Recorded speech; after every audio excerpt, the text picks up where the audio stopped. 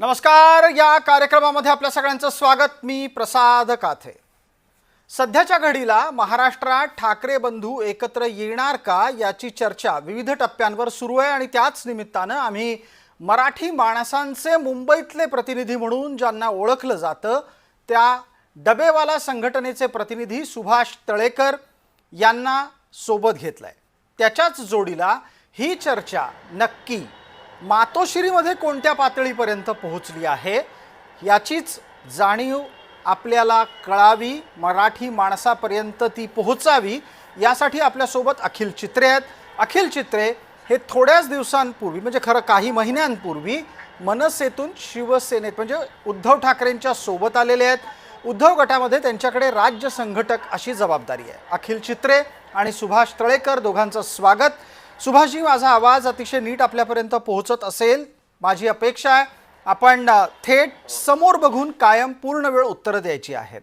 मला आपल्याला असं विचारायचं आहे की मुंबईमध्ये मराठी माणसाचं असं काय भलं होणार आहे की समजा उद्धव ठाकरे राज ठाकरे एकत्र आले तर आणि नाही आले तर?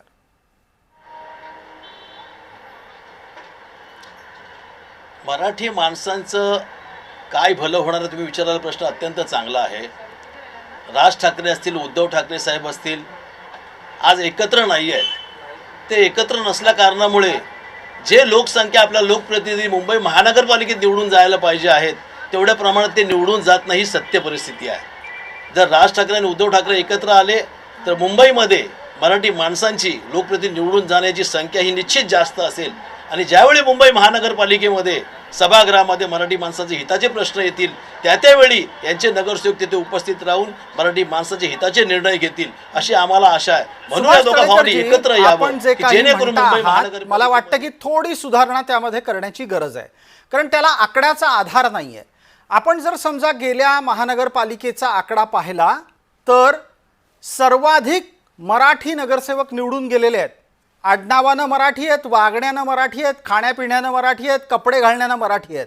मग राज आणि उद्धव ठाकरे हे दोन बंधू सोबत नसताना सुद्धा सर्वाधिक मराठी माणसं महानगरपालिकेत निवडून जात आहेत. आता काय बदलणार आहे?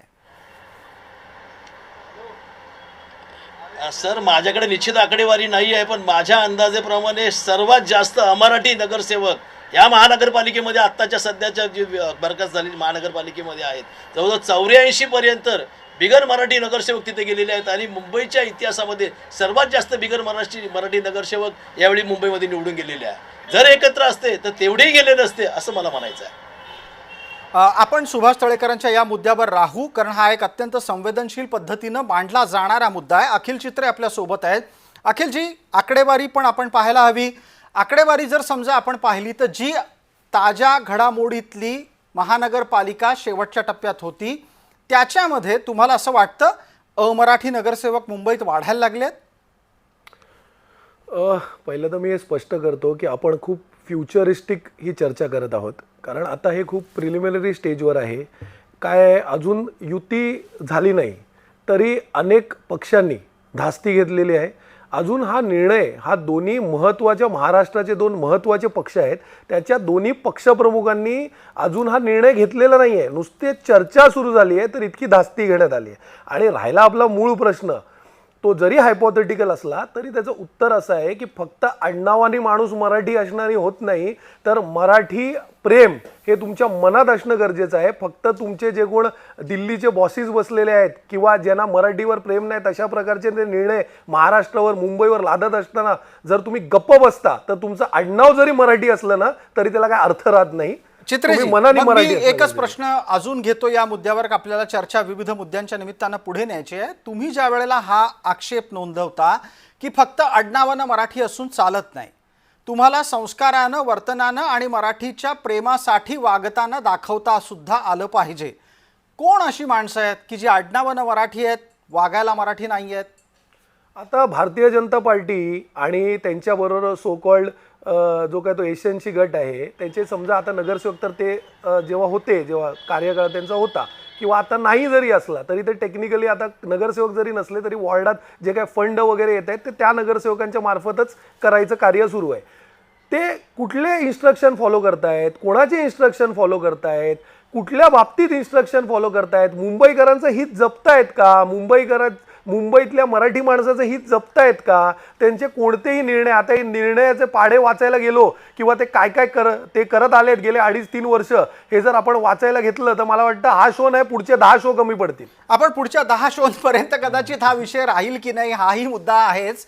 पण मगाशी थोड्या वेळापूर्वी आपण एक महत्त्वाचा मुद्दा मांडलात, तिथपर्यंत आपण पोचायचं आहे. कारण तुम्ही म्हणताय की आत्ता ही चर्चा युतीची अत्यंत प्राथमिक स्थितीत असताना निर्णय झालाय अशा मानसिकतेनं चर्चा होताना दिसते, ती टाळायला हवी. तुमचा हा सल्ला खरंच गांभीर्यानं घ्यायला हवा. कारण राज आणि उद्धव हे 2 सख्खे चुलत मावस बंधू आहेत. त्यांना स्वतःच्या प्रत्येकी राजकीय क्षमता आणि मर्यादा लक्षात आहेत. अशा स्थितीमध्ये निर्णय झाला या टप्प्यावर आत्ता आपण जायला नको. पण थोड्या वेळापूर्वी सुभाष तळेकरांची एक वेदना आपण ऐकली. मी त्या निमित्तानं तळेकरांना बोलतं करतो. सुभाषजी, आपण असं सांगता की म्हणे माणसं निवडून जाणारी मराठी नसतील तर ती मराठी माणसासाठी चांगली बाब नाही. समजा आपण असं धरून चालू, चर्चेसाठी आहे फक्त, मुंबई महानगरपालिकेमध्ये अमराठी नगरसेवक वाढले तर शहरात मराठी माणसाची काय गोची होईल?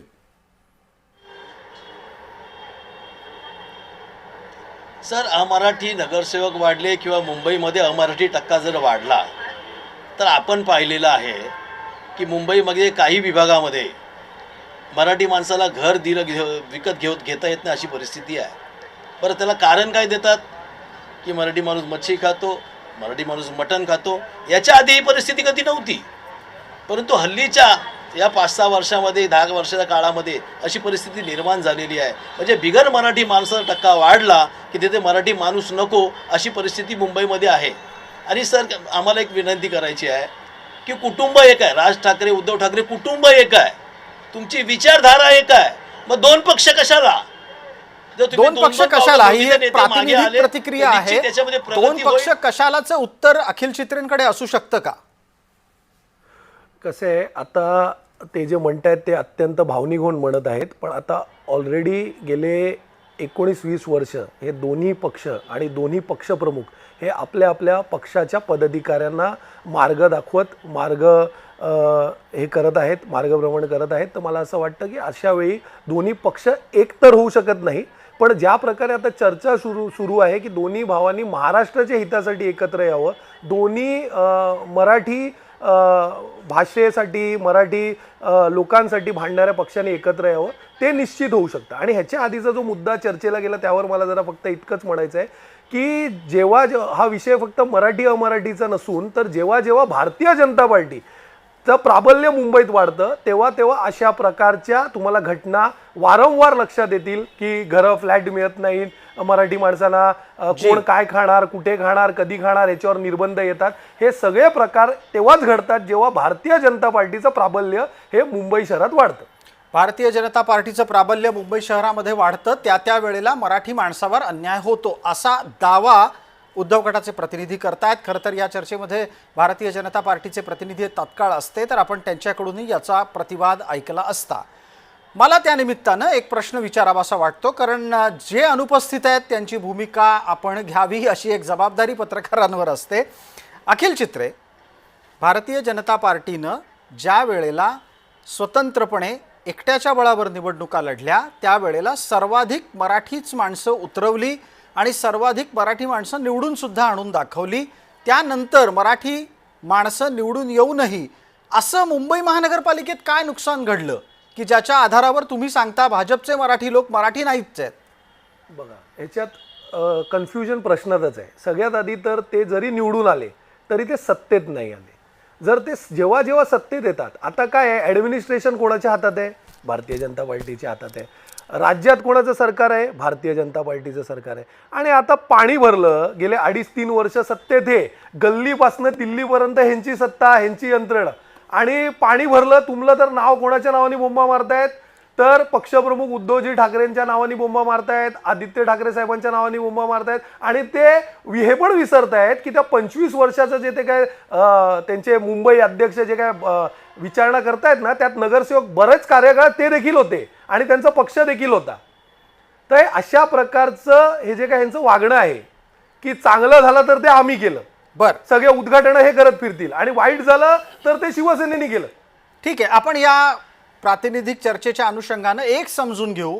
ज्या ज्या वेळेला अखिल चित्रे वारंवार असं म्हणतात की ही चर्चा प्राथमिक स्तरात आहे, तुम्हाला असं वाटतंय की उद्धव ठाकरे आणि राज ठाकरे यांच्यात आपापसात कोणत्या तरी पातळीवर संवाद झाला असेल, की केवळ आणि केवळ दुय्यम आणि तिय्यम पातळीवरच ही चर्चा रखडलेली आहे?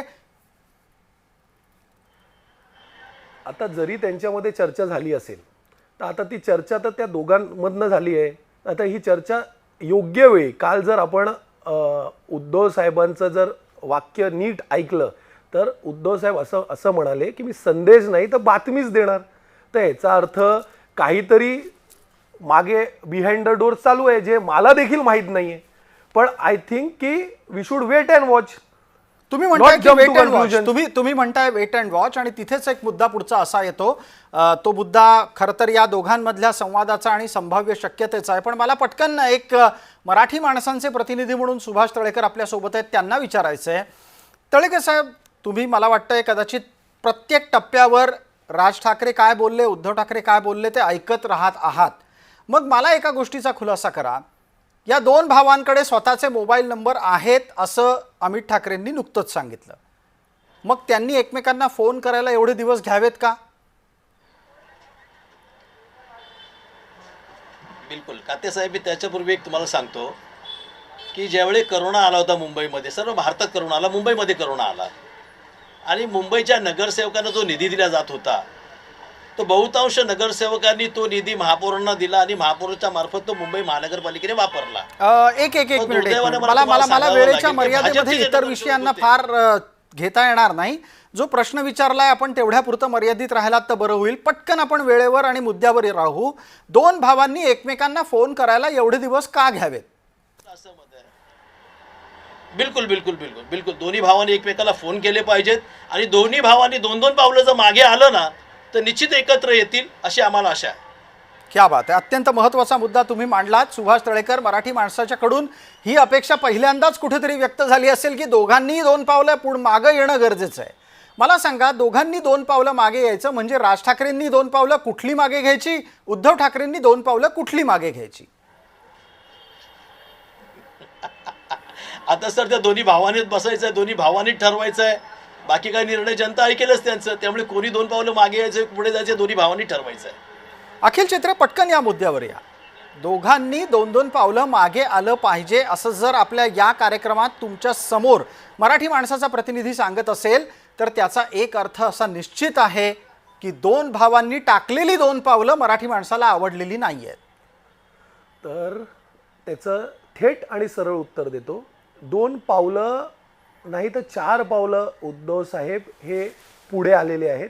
उद्धव साहेबांनी ज्यावेळी सन्माननीय राजसाहेबांनी महेश मांजरेकर यांच्या पॉडकास्टमध्ये एक वक्तव्य केलं होतं ज्यात त्यांनी सांगितलं की महाराष्ट्राच्या हितासाठी एकत्र आम्ही येण्यात काही वावगं नाही, अडचण नाही आणि एकत्र राहण्यात पण नाही, हे वाक्य सगळे विसरत आहेत. सगळ्या चॅनलच्या डिबेटमध्ये विसरत आहेत. राजसाहेब असं म्हणाले होते की एकत्र येणं पण शक्य आहे आणि एकत्र राहणं पण शक्य आहे. तर मला असं वाटतं त्याच्यानंतर उद्धव साहेबांनी लगेचच त्यांनी सांगितलं की आम्ही एकत्र यायला तयार आहोत आणि त्याच्यात काही अडचण नाही आहे, आम्ही पण सगळं विसरायला तयार आहोत. आणि त्याच्यानंतर काल जर आपण ऐकलं तर महाराष्ट्राच्या मनात जे आहे आणि दोन्ही पक्षाच्या इथेच गंमत आहे, इथेच गंमत आहे. तुम्ही ज्या ज्या गोष्टीनं ही चर्चा टप्प्याटप्प्याने पुढे कशी सरकली ते सांगता, त्यातली एक गोष्ट आणि त्यातला एक मुद्दा तुम्ही लपवून ठेवताय का, मला विचारायचं आहे. मी तो आपल्यासमोर मांडतो. ज्या उद्धव ठाकरेंनी राज ठाकरेंना बिनशर्त अशा स्वरूपामध्ये हिणवलं, ते उद्धव ठाकरे राज ठाकरेंना अट घालतात की शिवतीर्थावरच्या जेवणावळी बंद करा, भाजप आणि शिंदेपासून लांब राहा, मगच आपण एकत्र येऊ. तुम्ही शर्त अटी घालून राज ठाकरेंना सोबत घ्यायला तयार आहात. प्रश्न काय याच्यात? प्रश्न हा आहे की तुम्ही खुल्या दिलानं येण्याचा जो दावा करता तो प्रत्यक्षात तसा दिसत नाही. त्याच्यानंतरचे जे काय आपण स्टेटमेंट्स ऐकले किंवा त्याच स्टेटमेंटवर जर आपण टिकून जरी राहिलात तर मला असं वाटतं की जेव्हा दोन लोकांमध्ये कोणत्याही अंडरस्टँडिंगवर येण्याची चर्चा होते तेव्हा त्यांच्या मनातले जे काय प्रश्न उपप्रश्न चिन्ह असतात ते खुल्या मनानेच चर्चा करायची असतात ना, तेव्हाच अंडरस्टँडिंग होऊ शकते ना. तर अंडरस्टँडिंग करायचा निर्णय घेतल्यानंतरच 2 पावलं माणूस पुढे येतो ना. तर त्याच्यानंतर तर खुल्या मनानेच चर्चा करावी लागेल आणि महाराष्ट्राच्या हिताचीच चर्चा करावी लागेल. त्याच्यानंतर जर आपण पाहिलं तर आमचे पक्षाचे नेते प्रवक्ते संजय राऊत साहेब असतील, आदित्य ठाकरे साहेब असतील, त्यांनी सगळ्यांनीच साथ घातलेली आहे. एक आणि पटकन वारंवार प्रश्न कसा घातलेली आहे. येतो, अगदी फार बरं झालं चर्चेत तुम्ही स्वतःहूनच संजय राऊतांचं नाव घेतलं. आम्ही घेतलं असतं तर कदाचित राऊतांना राग आला असता. तुम्हीच संजय राऊतांचं नाव घेतलं तर सांगूनच टाका, संजय राऊत मनापासून 2 भाऊ एकत्र यावेत या भूमिकेत आहेत का? 100%, 101%. हा, अमित ठाकरेंचं वक्तव्य आलेलं आहे, ऐकलंय, त्यांना आवडत नाहीये संजय राऊत जे काही बोलतायत ते. कोणाला आवडत नाही. अमित ठाकरेंचं वक्तव्य परवाचंच आहे की दररोज सकाळी 10 वाजता जे काही बोललं जातं ते टाळायला पाहिजे पण म्हणून. आपण त्याच्यानंतर संजय राऊत साहेबांनी जे काय पत्रकार परिषदेत अमित ठाकरे साहेबांबद्दल सांगितलेलं आहे ते पण लक्ष वेधण्यासारखं आहे.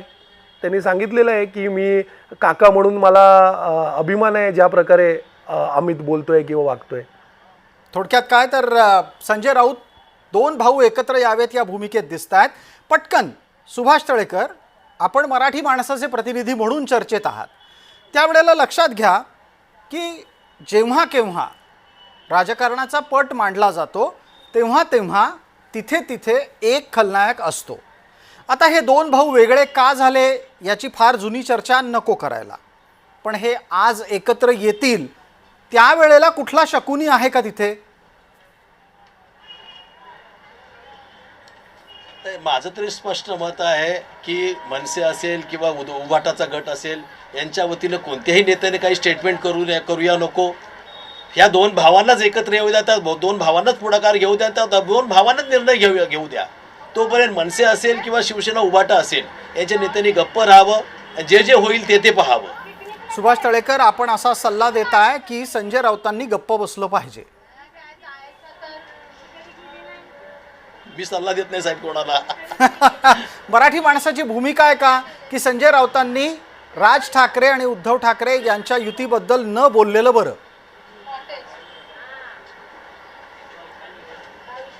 नाही सर, त्यांनीच नाही, कोणी मनसेचे नेते असतील किंवा उभाटाचे नेते असतील यांनी हा निर्णय उद्धव साहेबांवरती राज ठाकरेवरती सोडून द्यावा. ते दोघे भाऊ एकत्र बसतील यावर निर्णय घेतील ना. ते निर्णय घ्यायला सक्षम आहेत, ते निर्णय घेतील आणि ते सकारात्मक निर्णय घेतील. त्यामुळे आपण गप्प राहिलेलं बरं असं आमचं मत आहे. याच्यामध्ये कोणाला सल्ला वगैरे बिलकुल नाही साहेब. अखिल चित्रेंपर्यंत पोहोचूयात पटकन. अखिल चित्रे, ज्या वेळेला हा सल्ला एक मराठी माणसांचा प्रतिनिधी म्हणून चर्चेत असलेला व्यक्ती देतो त्याच्या अर्थ आणि संदर्भ हा मला वाटतं पटकन संघटनेतल्या सगळ्यांनीच घ्यायला हवा. उद्धव ठाकरे ज्या वेळेला मातोश्रीतल्या पत्रकार परिषदेमध्ये म्हणतात की आता लवकरच बातमी देऊ, मेसेज करण्याची गरज नाही, म्हणजे नक्की काय? म्हणजे वेट अँड वॉच. तुम्हाला कळेल, कुठचंही चांगलं गोष्ट जर घडायची असेल तर त्याला एक वेळ लागतं, त्याला एक विशिष्ट काळ लागतो. तर मला असं वाटतं की आता तुम्हाला त्या विशिष्ट काळात विशिष्ट वेळेत जर आमच्या पक्षाचे पक्षप्रमुख हे बोललेले आहेत की ते तुम्हाला बातमी देतील, तर जे ते बोलले तर ते सत्यात घडेल. जे महाराष्ट्राच्या मनात आहे, जे महाराष्ट्राला हवं आहे, जे मराठी माणसाला हवं आहे, जे दोन्ही पक्षाच्या पदाधिकाऱ्यांच्या मनात आहे, तशा प्रकारची बातमी मला असं वाटतं की ऑलरेडी उद्धव साहेबांनी त्या प्रकारचे वक्तव्य केलेले आहेत आणि ते पण ऑन एअर केलेलं आहे, पूर्ण मीडियासमोर केलेलं आहे, पूर्ण जगासमोर केलेलं आहे. तर मला असं वाटतं याच्यात काही लपवण्यासारखं नाही आहे. अगदी जाता जाता एका गोष्टीचा खुलासा पटकन करून टाका की 2 भाऊ आणि त्यात सुद्धा 2 ठाकरे एकत्र आले पाहिजेत, हे महाराष्ट्राला हवं आहे, याचा शोध कुठून लागला?